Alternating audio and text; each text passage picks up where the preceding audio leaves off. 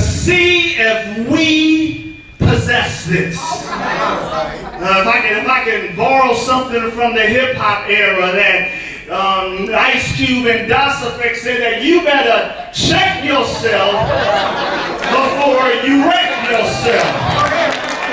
You better check out and examine yourself to see if you are marked with this attribute, which by itself will define whether we belong to Jesus or not.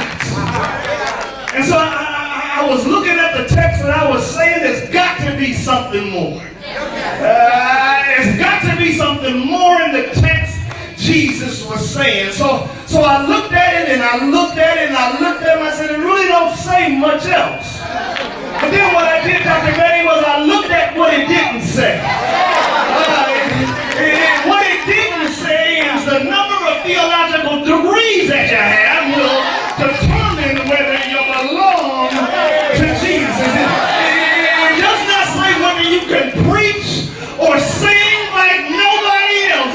If you do that, that doesn't determine if you belong to Jesus.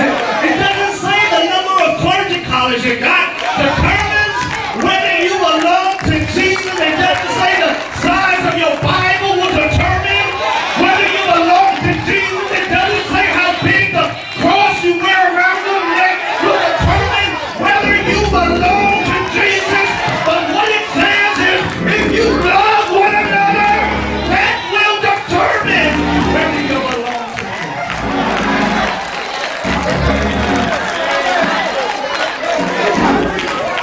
He says it's love. Love. You must love one another. The other stuff is good, man. The other stuff look good. What's something called that looks like the real thing, but it's an imitation? A knockoff? Is it a knockoff? A knockoff bag looks like the real bag, but if you look close enough, there's a flaw in it. There's something in it that really shouldn't be in it. This will determine whether you're a knockoff Christian or if you're a real Christian.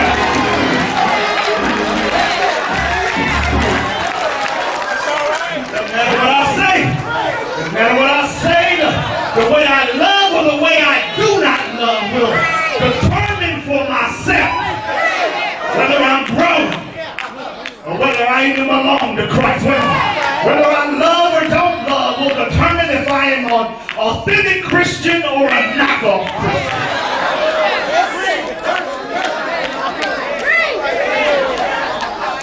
Just like us, the disciples, they lived in a society that rebelled against God.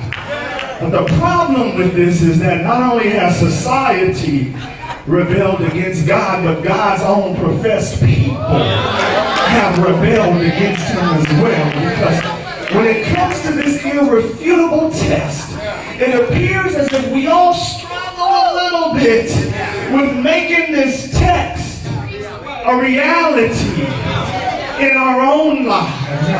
I know you're thinking about somebody else, but this isn't for your neighbor now. This isn't for the person sitting next to you now. This is for you. This is for you. Jesus was talking to the disciples. He wasn't talking to them for them to check each other now. He was talking to them for them to check themselves. It wasn't for their neighbors. He said, tell your neighbor, this ain't for you. This is for me.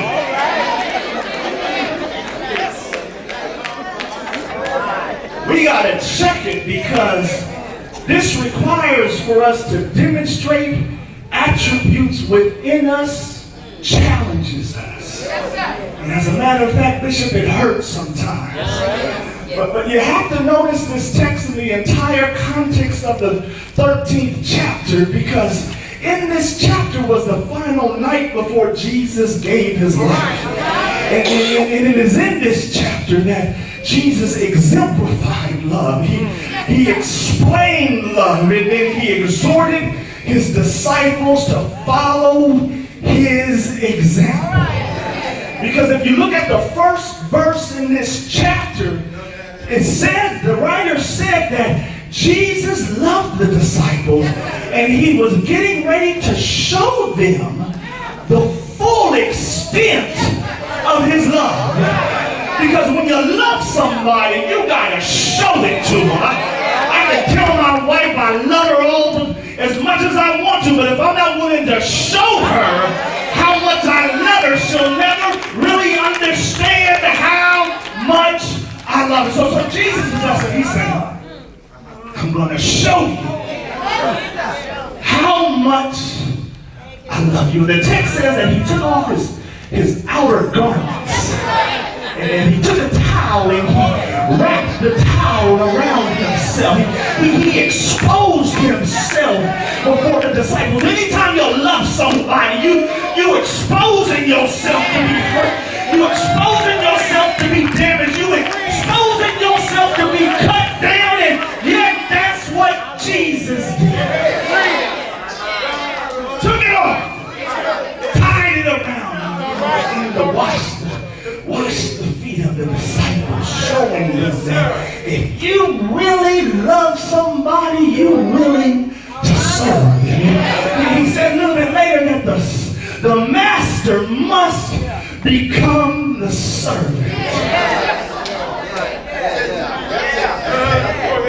Something else rang out in this chapter, because I thought about the 12. All right. I thought about who was in the crowd. Wasn't Judas in the crowd? Verse 2, it said that the Spirit had already tempted Judas to betray him. So Judas already knew what he was going to do. Judas was in that crowd. And wasn't Dr. Booker, wasn't Peter in the crowd? And a little bit later, Jesus told Peter, you gonna act like you gonna deny me 3 times. In fact, the fact that he had a traitor in the crowd and a denier in the crowd did not stop him from loving them just as much as he loved the beloved disciple.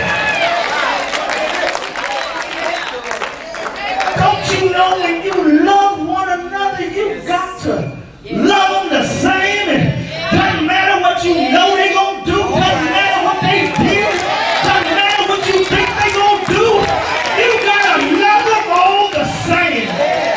Bishop's theme is rebuilding the walls. If we want to rebuild the walls, we better learn how to love one another.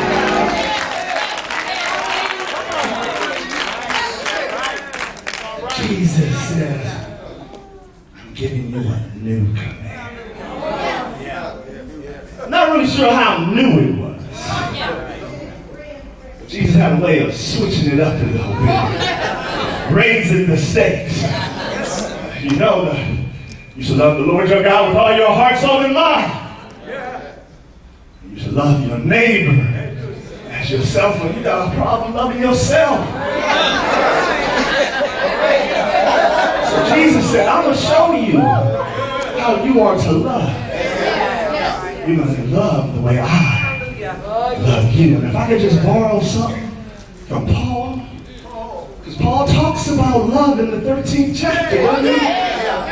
But he starts it off funny. He kind of talks about all these gifts that we have and how proper we are and how useful we are. But he says that even if you got all that, if you don't have love, you don't have anything.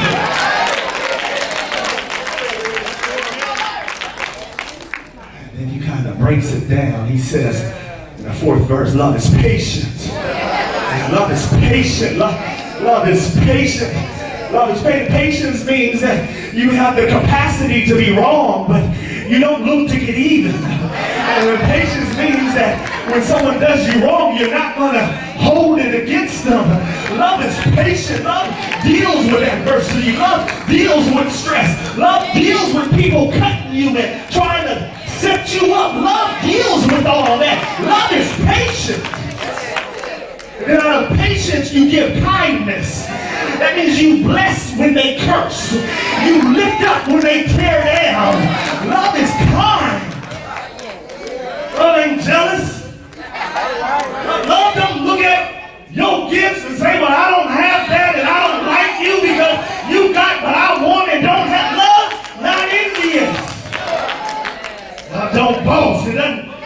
about how good I am. Doesn't talk about how many degrees I have. Doesn't talk about how many converts I have. Love doesn't do that. It's not proud, puffed up, arrogant, want to be the center of attention all the time. It's not rude. Love is not rude. Love not rude. It's not rude. Oh, it kills me how many times we're so rude with one another. We look down upon one another. The text says love is not rude.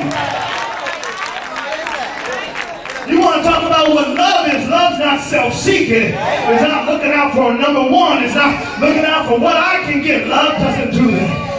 It's not easily angered. It doesn't take offense easily. You're so sensitive. Why are you so sensitive? Love's not sensitive like that. Here's the thing. Love doesn't keep a record.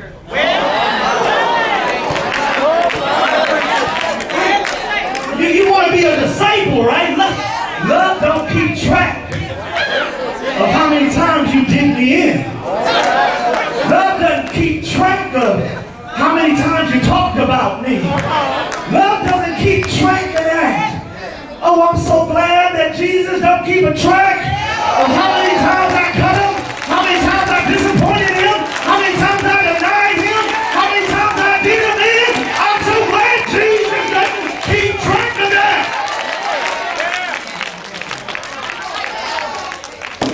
Jesus was about to do something different.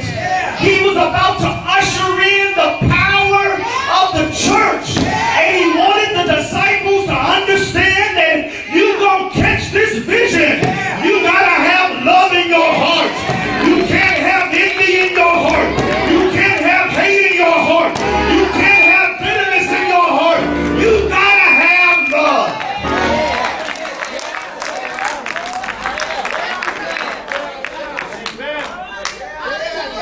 And I'm so glad that Jesus chose love.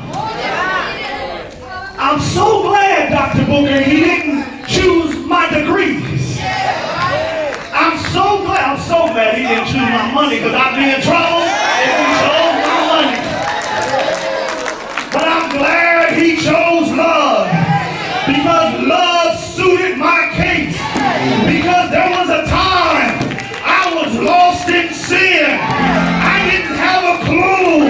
I was like the songwriter who said, I was sinking deep in sin, far from the peaceful shore, very deeply, staying within, sinking to rise no more. But the master of the sea heard my despairing cry. Am saved, am I? Love lifted me. Love lifted me when nothing else would help.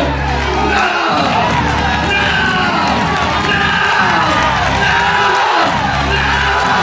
love, lifted me.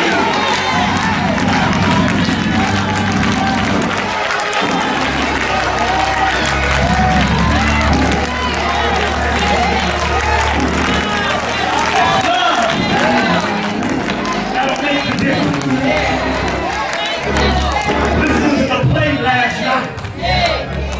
It's love that'll make the difference.